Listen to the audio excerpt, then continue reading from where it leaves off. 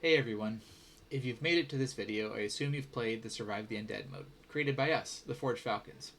But just in case you haven't, I'll briefly describe it for you. The mode was inspired by Call of Duty Zombies. It's a wave-based horde mode where the goal is simply to survive as long as possible. Killing enemies will earn you points that you can then use to purchase health, damage, and speed upgrades, as well as weapons and equipment. This video is a tutorial intended to help you set up your very own Survive the Undead map using our recently published canvas. Maps made using this canvas will support all three variations of the mode and any potential future updates and bug fixes. I'm going to start by explaining the layout of the canvas and mode objects. Then I'll walk you through all the basics required to set up your map. We've tried to set this up so even people with very little Forge experience can keep up. At the end of the video, I'll have some pointers that will allow more advanced forgers to modify the scripting so they can adjust the mode to better suit their creative vision. Let's get started. Okay, to start off, I'm going to just walk you through everything on this platform. This is all of the objects that you need for the mode to be able to function on your map. So first off, we have the revive machine, which allows you to revive teammates. We have the speed upgrade machine, damage upgrade machine, health upgrade machine, the mystery box, the weapon upgrade machine. This is a move zone that lets the AI know where they should be roaming around. We have this, which is not on any of our maps currently, but you could try it out on your map. It's the all perks machine. It allows the players to buy all the perks all at one time. Since we don't use this on our maps, it hasn't been tested extensively, so kind of use at your own risk. We have the share machine, which lets you share points with teammates. We have the ammo refill. We have a few different equipment buys, and then back here we have all of the wall buys. These are for placing in your spawn windows to tell the AI where they can spawn, and then this is basically just a stack of spawners for all the different types of AI.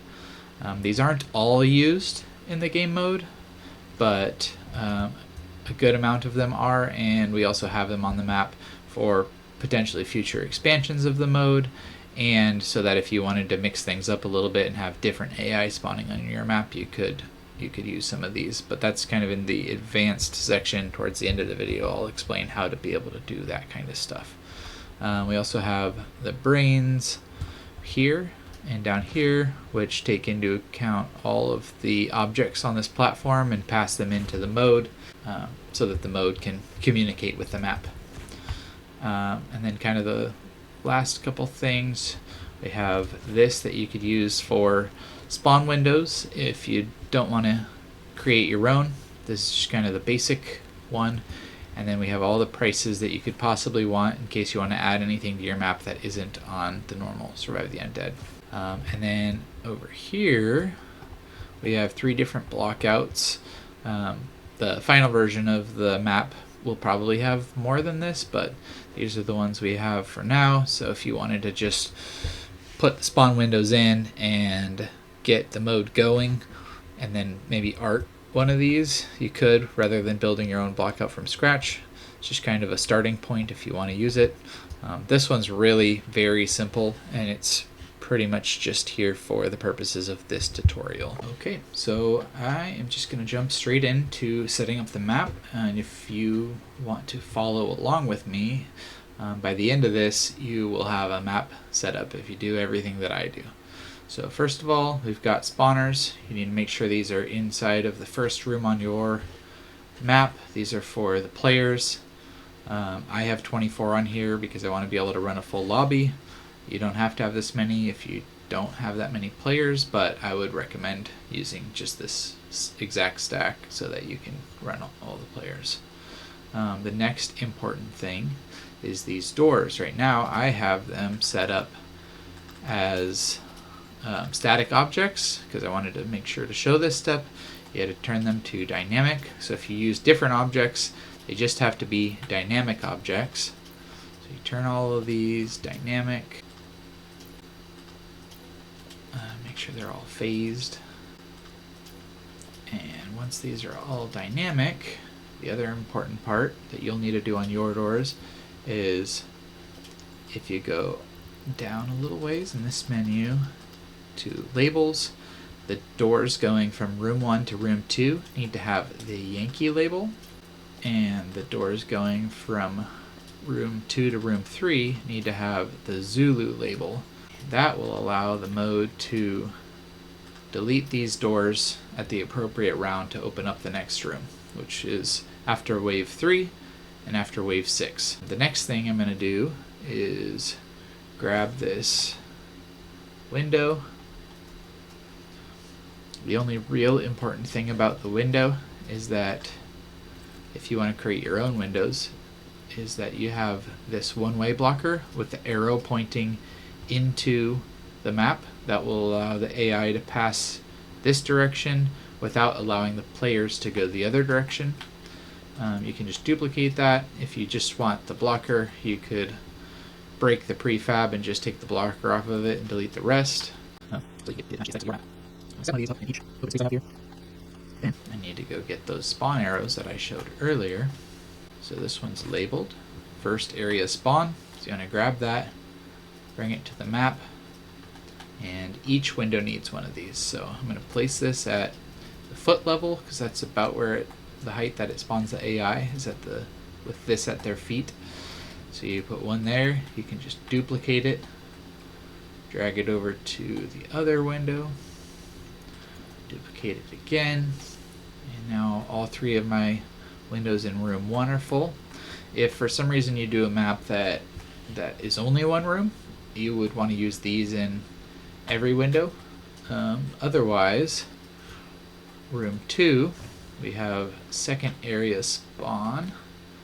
I'm going to grab this, bring it over, make sure this window has one, duplicate it, and then make sure that this window has one. And then finally, we're going to grab the last arrow over here, which is the third area spawn, and we're going to put it in the last spawn window. And that stuff's all set. Alright, so now that we've got all that stuff placed where we want it, we're going to go into the menu here, into the tool settings, and we're going to turn the Nav Mesh visualizer on. And if you can see here, nothing has really changed. So if we go look at the spawn platform for the AI, see how this has a blue layer over it? So I have this little nav seed to make sure that this gets covered in Nav Mesh, which allows the AI to spawn over here. And then they get teleported into these rooms. But if there's no Nav Mesh here, then they'll just stand there. They won't know what to do. If you run by the window, maybe they'll shoot at you, but they won't understand how to navigate in this space. So the next thing we need to do is hold Y on controller, go over to the build menu, Nav Mesh, build selected. If you have a lot of geometry on your map, it takes a while for it to read everything. If you have really complex geometry, you can hide it in the folders and allow the Nav Mesh to ignore it when it's building. But we're not too worried about that right now. So you can see it has all these jump hints showing the AI that they can jump up into these various areas. We don't want them jumping up there. This will have a roof on it ultimately, but we don't want them to even think that they might be able to jump up there. So to ensure that they can't jump up there, we've got a nav cutter over here. I'm going to bring this over to the map, and I'm going to make sure any surface I don't want them to be able to jump on is covered by nav cutters. So you could use one everywhere, or because this map is flat, I can just set it below the bottom of it, below the highest surface that I want them to be able to jump on. So I'm going to go in here, and I'm going to change the length and width to just cover my whole map. since I don't have any elevation changes. And I'll make sure everything is covered. Looks like it covers the top edge. So I should be able to build Nav Mesh again. And that should get rid of all the jump hints for me, hopefully. Alright, so no Nav Mesh on top of the crates, no Nav Mesh on top of the walls. So now, double check in here, looks like we do have Nav Mesh, which is just what we want. Looks like it does go through the doors, which is good. Since these are set to dynamic objects, the Nav Mesh will just build right through them. If you forget and leave them as static objects, the Nav Mesh will not build through them, and then you'll have disconnected sections, but it looks like we are good. Okay. The next step is just to move all the wall buys in to wherever we need them. For the tutorial, I'm just going to keep it to a minimum, so I'm going to put all the things that absolutely have to be on the map. We've got the revive. Revive should always be in room 1. Ideally, wherever the players are going to be facing when they spawn in, so they can see where they can go to revive their teammates. And then also on our maps, this is always in room 1. So that means that the nav markers that point you to these during intermission will only be active when will always be active, and then for the other 2 machines, they're only active once their room has been open. When we get to the advanced section at the end, I'll show you how to turn that off so that you're not seeing nav markers in other rooms if you would prefer to put these in a different order than the way that we have them. I'm going to put this in room 1 because that's how the mode is set up. You can put it wherever you want it, as long as it's in room 1. And then we want the health machine to be in room 2. The point sharing machine should also be in room 2. Okay. And then the speed machine should be, looks like it's getting blocked by something. If this ever happens to you, you can just type in a higher coordinate, like let's go 700, and that got you past whatever it was getting hung up on. Okay, so this goes in room 3. Oh, and we're probably going to want to rebuild Nav Mesh once we get all this stuff in here, otherwise the AI are going to try to navigate into the side of these things. Got the weapon upgrade machine, and this actually needs to go in room 1 somewhere. Another important note is that it's nice to have your switches kind of at eye level for the players.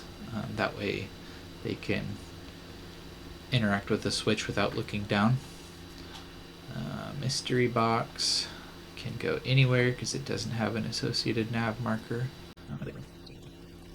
It's kind of nice to have this one further away from the weapon upgrade because that's kind of a typical thing. You're wanting to get a weapon that you want to upgrade and forces the players to kind of go back and forth across the map.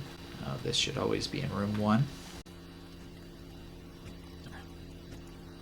I'm not going to worry about equipment. You can put it wherever. It doesn't have any associated nav markers or anything like that. But let's grab, I'm just going to, for the sake of the tutorial, I'm just going to grab 4 of these. I'm going to grab battle rifle, bandit. Bandit is good to have in room 1 since it's really cheap. The players have something if they don't have a lot of points to spend. The Avenger. Let's grab the Bulldog. I'm going to grab all of those, bring them over here just so I don't have to bring them one at a time. One important thing to remember about the weapon wall buys and the equipment is if you want to get your own style that blends in with your map, the only things that you really need, of course the switch needs to stay the same, you need to show the price, and your weapon model needs to be fully enclosed in a universal blocker to prevent players from being able to pick it up. I'm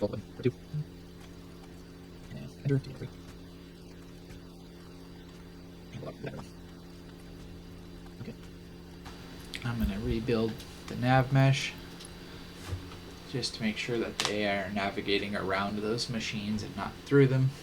Let's see. I think that's pretty much the basics of what needs to be set up for the function. Oh, let's make sure we get these in here. So this is the move zone, and this is the grenade cleanup. These are actually both really important. So if this move zone is not covering your whole map, then the AI will want to go to it, but they won't know where it is, so they'll just stand around. And then the grenade cleanup is because the AI drop lots and lots of grenades, and the game doesn't do a good job of cleaning them up automatically. So this zone will detect any grenade that enters it, and then give it a few seconds in case it's an armed grenade, give it time to blow up, and then it'll clean it up off the floor so that we don't have grenades rolling around all over the place causing performance issues. So it looks like the nav did build around the machines. Let's see if there's anything else left. I think that's all the must-have objects. So I'm going to save, and then we can test. Okay, so I'm just going to load back into Forge and double check the labels on my doors. Looks like I might have flipped them around. Yes, I set this to Yankee, so that should actually be Zulu. These should be Yankee. Alright, let's try again.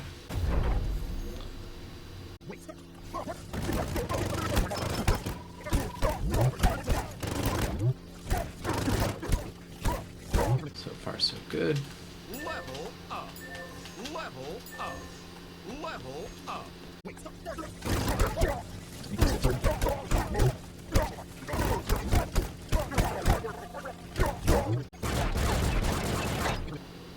we go. Perfect. First door open.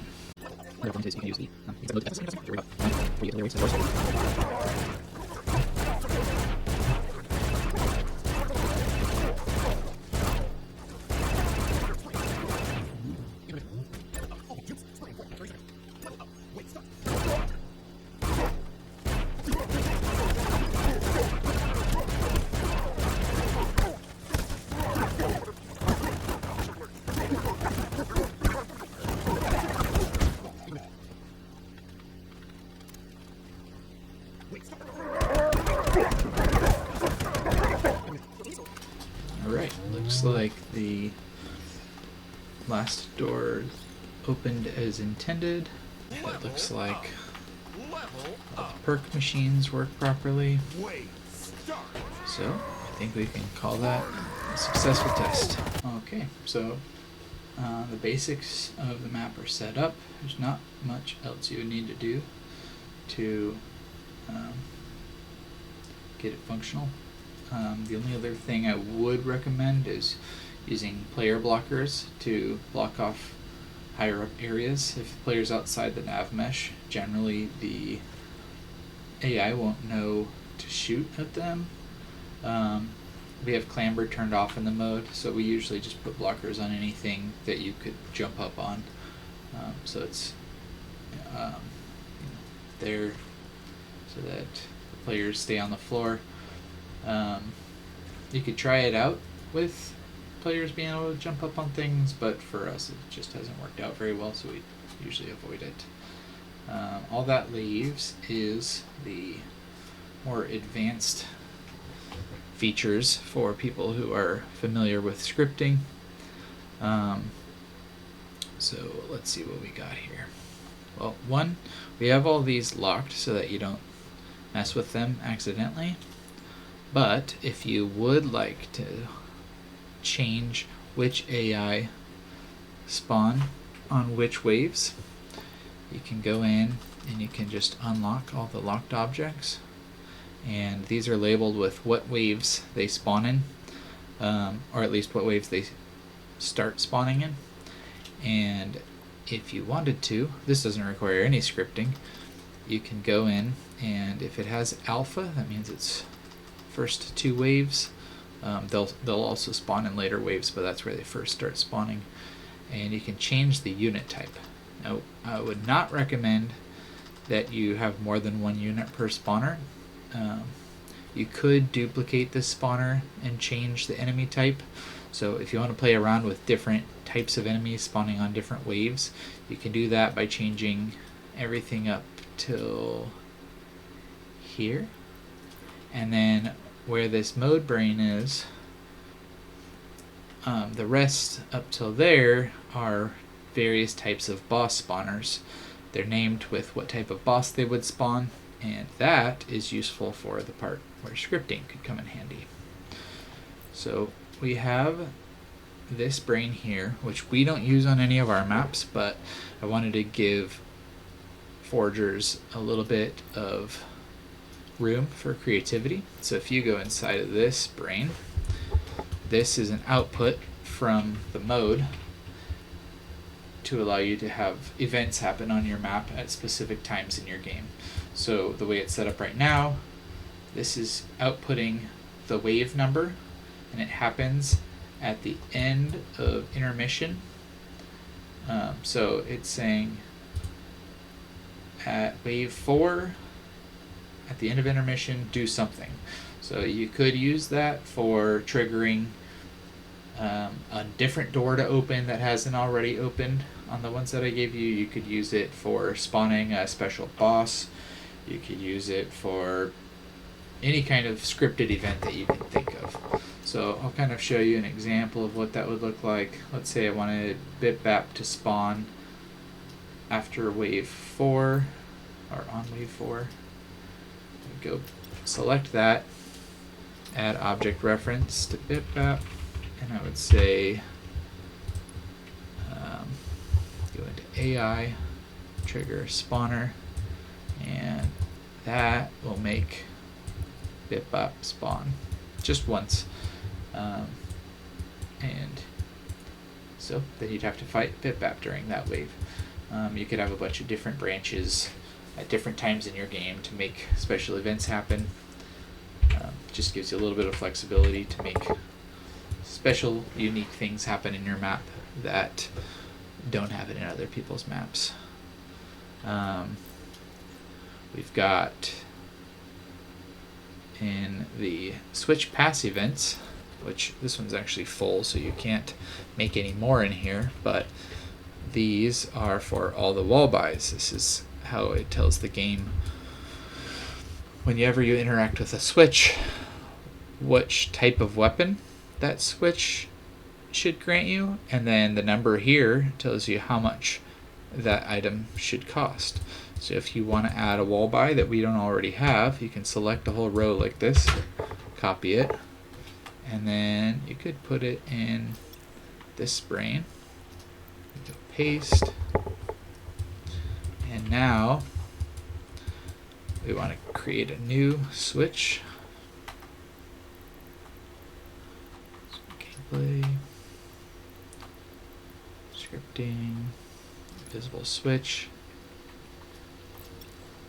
and we're gonna delete. Well, actually, you can just highlight this, and now it's linked to the new switch. And you can say, I want to give players a needler, and I want it to cost 50 points, or 150 points, or whatever you want. And then I would recommend, if you do that, to name this switch needler 150. So that you know what it's for and how much it costs.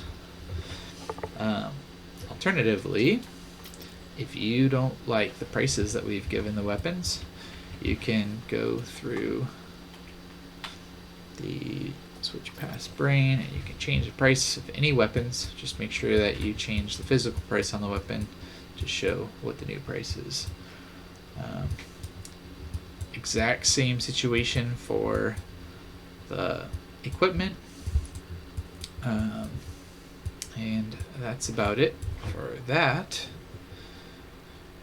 The only other more advanced feature that I think you might want to know about is we're turning off nav markers. So this doesn't actually turn them off, but it sets their distance, their visibility distance, to very low, so that you can only see them if you're relatively close to them. So if you want to put your perk machines in a different room than we put them in, and you don't want the nav turning on when they're still hidden behind a door, if you go in here, it says set this number to 0 to turn distance of nav markers to 0. It actually sets it to 10, I believe. So we go into this number and we set this to 0, and now you won't be able to see the nav markers unless you're really near the objects.